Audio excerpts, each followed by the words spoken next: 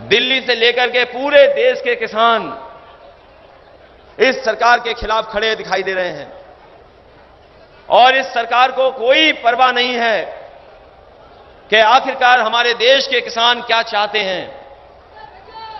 जिस समय कड़ाके की सर्दी थी, जिस समय कड़ाके की सर्दी पड़ रही थी, हम और आप लोग कितने भी कपड़े पहन लें, उसके बावजूद भी सर्दी शरीर को लग जाती थी।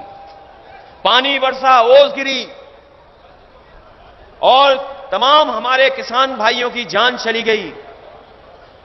जो आंकड़े आ रहे हैं, किसान जो बता रहे हैं, 250 से ज्यादा किसानों की मृत्यु हो चुकी है, जान जा चुकी है। यह सरकार सुन नहीं रही। उस समय पर महान दल और समाजवादी पार्टी ने मिलकर के ये जो फैसला लिया है, इसके लिए हम एक एक किसान भाई को, नौजवान भाई को बहुत बहुत बधाई और धन्यवाद देना चाहते हैं।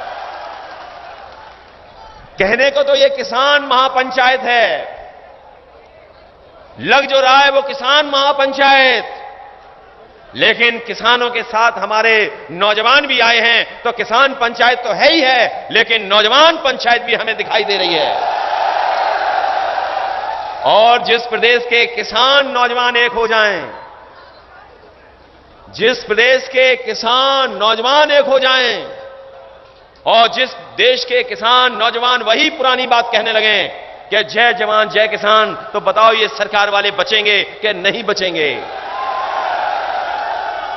और जो हमें आपको न जाने क्या क्या चीजों का सामना करना पड़ा। अभी वैश्विक महामारी आई जिसके कारण हमें आपको सबको अपना मुंह और नाक बंद करके रहना पड़ा। हम लोग घरों में कैद कर दिए गए, हम सब घरों में रहे। कोई ऐसा नहीं बचा होगा जिसको सरकार की वजह से और वैश्विक महामारी की वजह से परेशानी का सामना न करना पड़ा हो। हमने आपने सरकार का कहना माना। बताओ, हमने आपने सरकार का कहना माना कि नहीं माना? हम लोग मानते रहे कि अपना मुंह भी बंद कर लिया, नाक भी बंद कर ली, लेकिन हम सरकार से जानना चाहते हैं, वैश्विक महामारी ने हमारे नाक और मुंह बंद कर दिए, लेकिन वो कौन सा कारण है जिसकी वजह से सरकार ने अपनी आंख और कान बंद करके बैठे हुए हैं, उन्हें किसानों और नौजवानों की आवाज सुनाई नहीं दे पा रही है। और जिस समय किसान हम अपना हक मांग रहे थे, उस समय ये सरकार के लोग क्या कह रहे थे हमें और आपको? इस तरह के आंदोलन को बदनाम करना चाहते थे और बदनाम करने के लिए न जाने क्या क्या बातें कही गई। हमारे किसान एमएसपी मांग रहे थे। किसानों ने कहा हमें एमएसपी दे दो, एमएसपी दे दो, लागत का हमें मूल्य दे दो, लेकिन सरकार ने कहा ये आतंकवादी हैं। किसानों को इतना अपमान कभी किसी सरकार ने नहीं किया होगा जितना इस सरकार ने अपमानित किया है। किसानों को क्या क्या नहीं कहा गया। किसानों को आतंकवादी कह दिया गया, किसानों को देशद्रोही कह दिया गया, किसानों के समर्थन में किसान आए तो उन्हें गुंडा कह दिया, किसानों को दलाल कहा गया।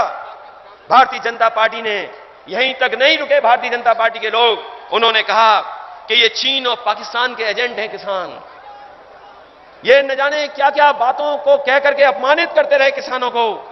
लेकिन आज मैं जब कासगंज में देख रहा हूं, ये किसान, ये नौजवान जो दिखाई दे रहे हैं, जिन्हें अपमानित किया सरकार ने,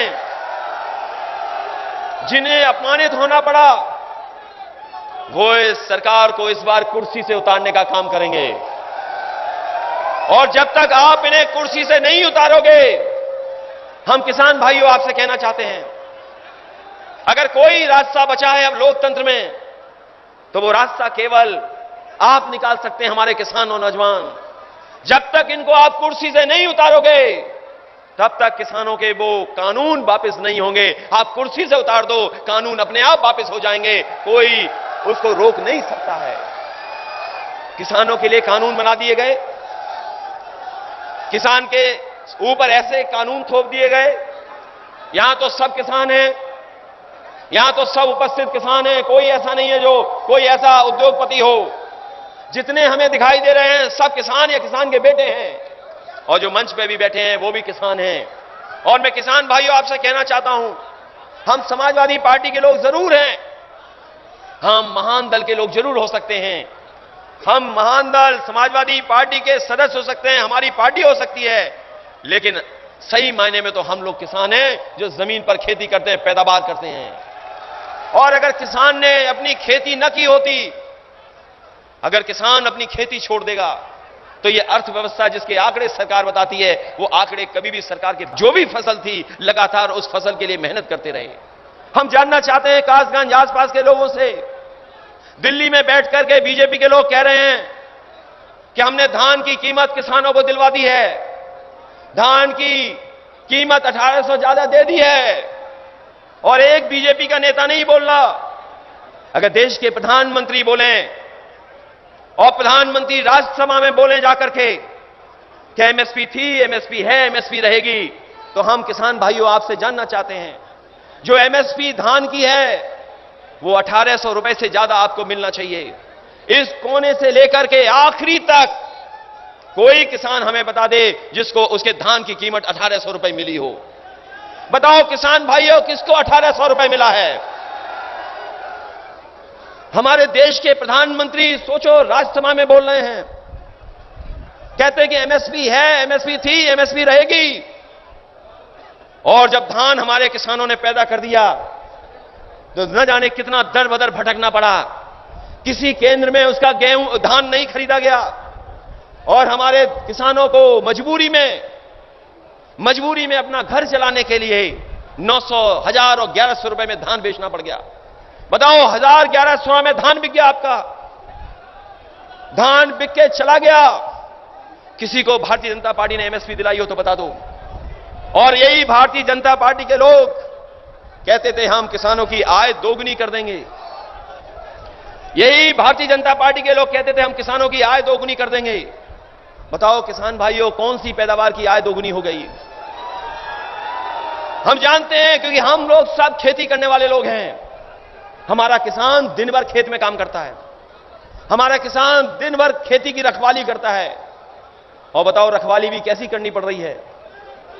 खेत की रखवाली कर करके अपना पैदावार को बढ़ा रहा, दिन रात काम करता है।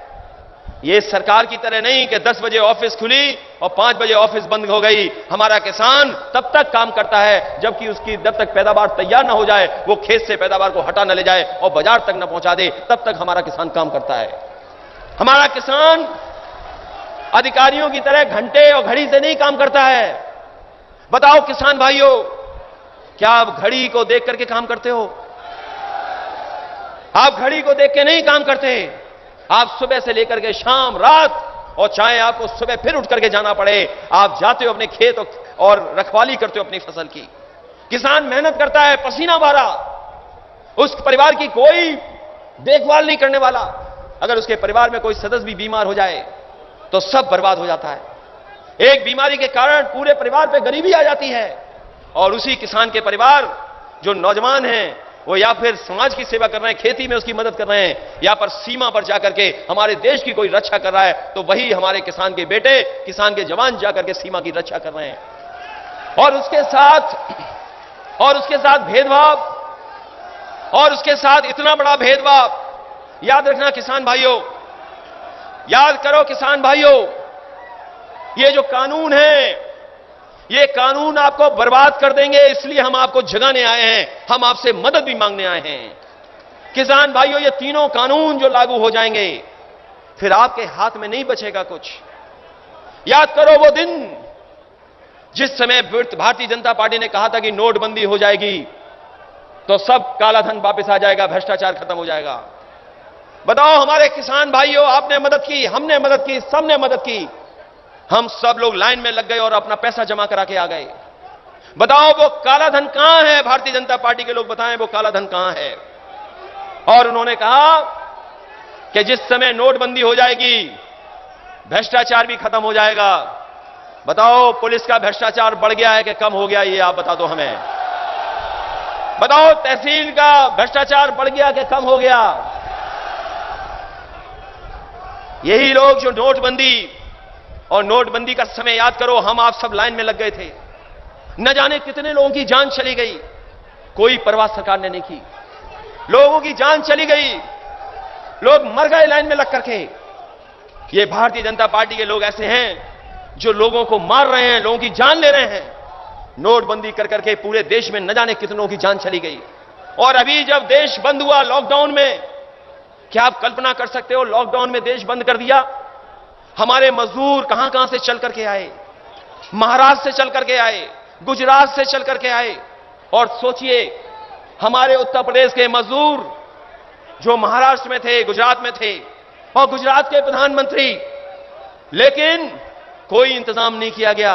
हमारा उत्तर प्रदेश का मजदूर, बिहार का मजदूर पैदल चल चल करके आ गया। न जाने कितने लोगों की जान चली गई। लोग घर नहीं पहुंच पाए मजदूर हमारे। क्या सोच सकते हो ये बातें कि हमारा मजदूर महाराष्ट्र से चला हो, गुजरात से चला हो, किसी ने मदद ना की हो, पैदल पैदल अपनी जान बचाने को लेकर के अपने घर गांव पहुंचा। कई ऐसे मजदूर हैं जो गांव घर नहीं पहुंच पाए, वो रास्ते में ही कहीं एक्सीडेंट हो गया, किसी कारण उनकी जान चली गई। कोई मदद भारतीय जनता पार्टी ने नहीं की। अगर किसी मजदूर की मदद की है तो वो समाजवादी पार्टी के लोगों ने मदद करने का काम उन मजदूरों का किया है। और आज के दिन हमारे भारतीय जनता पार्टी के लोग कहते हैं कि विश्व गुरु बनेगा हमारा। ये बताओ हमें किसान भाइयों, नौजवानों, जिस प्रदेश के मुख्यमंत्री ऐसे हों, जिस प्रदेश के मुख्यमंत्री ऐसे हों, उत्तर प्रदेश जैसे प्रदेश के मुख्यमंत्री ऐसे हों, उसमें कैसे विश्वगुरु बन सकता है देश? बताओ हमारा विश्वगुरु कैसे बन सकता है? और विश्वगुरु का सपना देख रहे हैं, दुनिया में जा करके भारत का प्रचार करते थे, लेकिन दुनिया ने देखा है कि भारत ने अपने मजदूरों को, गरीबों को कैसे छोड़ दिया। कभी कभी मैं सोचता हूं, एक मां जो कहीं महाराष्ट्र से चली थी, एक मां गर्भवती थी, महाराष्ट्र से चली पैदल पैदल, और वो ललितपुर में आकर के उसको बेटी पैदा हो गई। 1000 किलोमीटर चली पैदल गर्भवती मां, कोई मदद सरकार ने नहीं की। वो जब गर्भवती मां थी, पैदल चल रही थी, कोई इंतजाम सरकार ने नहीं किया, कोई मदद नहीं हुई। और वो ललितपुर जब पहुंची आपके उत्तर प्रदेश में, उसको बेटी पैदा हुई। 2 घंटे उसने इंतजार किया, उसके बाद फिर चल दी, वो जाकर के अपने घर और गांव पहुंच गई। हम जानना चाहते हैं सरकार के लोगों से कि अगर आप विश्वगुरु बनना चाहते हो और एक गर्भवती मां को सड़क पे छोड़ देते हो, आप बताओ दुनिया आपको कैसे विश्वगुरु मानेगी? कैसे मानेगी आपको विश्वगुरु? उस मां की कोई मदद नहीं की भारतीय जनता पार्टी की सरकारों ने। अगर किसी ने मदद की, जब गर्भवती मां के यहां बेटी हुई, तो समाजवादी लोग 1 लाख रुपए लेकर के उस मां को मदद करने का काम किया है। ऐसे ऐसी दुख भरी कहानियां कि एक बेटी अपने पिता को साइकिल पे बैठा करके बिहार पहुंच गई। कौन नहीं जानता बताओ, एक बीमार बाप को बेटी बैठा करके साइकिल पर बिहार पहुंच गई। ऐसी दर्दनाक कहानियां, न जाने कितने लोगों की जान चली गई, कारखाने बंद हो गए, उद्योग बंद हो गए। यही बाजार में पूछो व्यापारियों से कि जीएसटी से, नोटबंदी से और लॉकडाउन से आपका कारोबार खत्म हो गया कि नहीं खत्म हो गया? ये हमारे छोटे दुकानदार बर्बाद हो गए, 1 साल से इन्हें काम नहीं मिल रहा है। और उसी वैश्विक महामारी के अंदर ये 3 कानून पास कर दिए। 3 कानून, ये 3 कानून ऐसे हैं, आपकी खेती और आपकी जमीन बड़े लोगों के हाथ में चली जाएगी। लोग कहते हैं नहीं होगा, बीजेपी के लोग कहते हैं नहीं होगा। मैं कितने उदाहरण दूं बताओ आपको? याद करो, आपकी सरकार की कंपनी थी बीएसएनएल, आपका नेटवर्क बीएसएनएल था। सरकार की कंपनी बताओ, किसी के मोबाइल में हो तो बता दो हमें।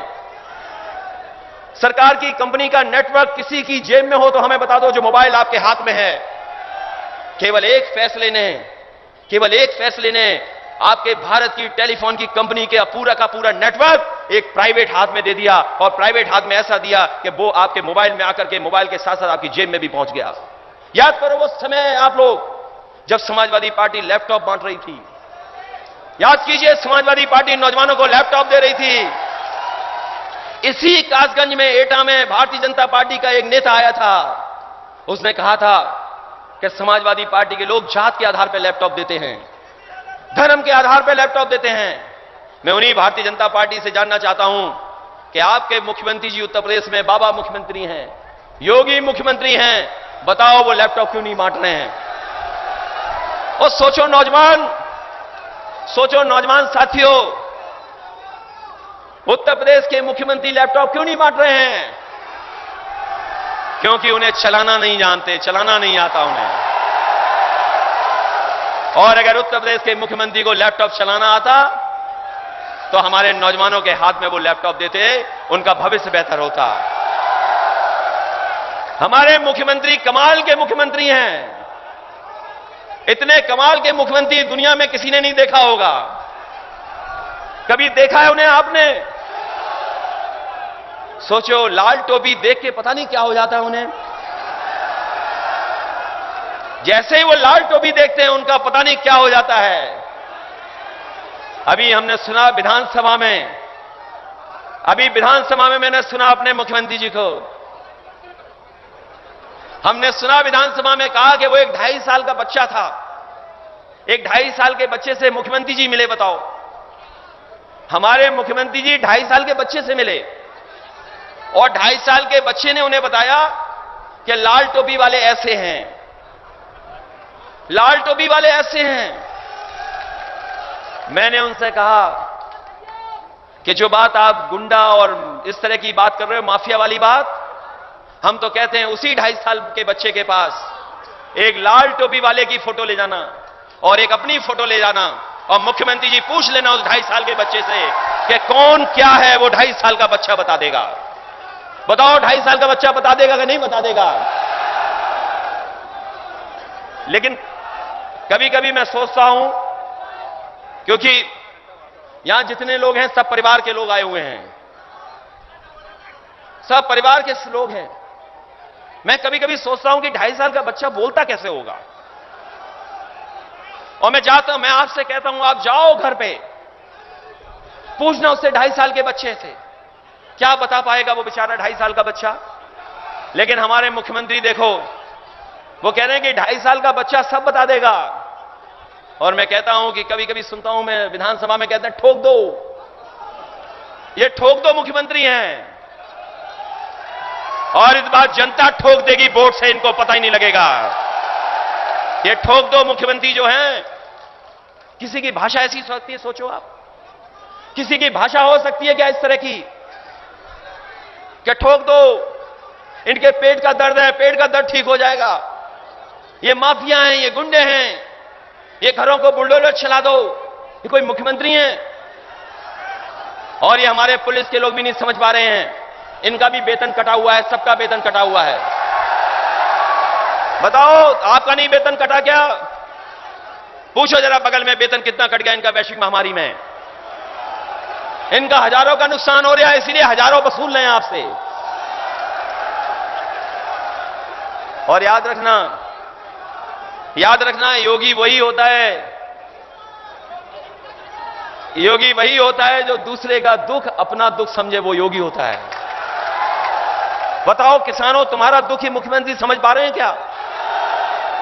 नौजवानों, तुम्हारे हाथ में काम नहीं है, नौकरी नहीं है, रोजगार नहीं है, बताओ तुम्हारा दुख क्या समझ पा रहे हैं मुख्यमंत्री?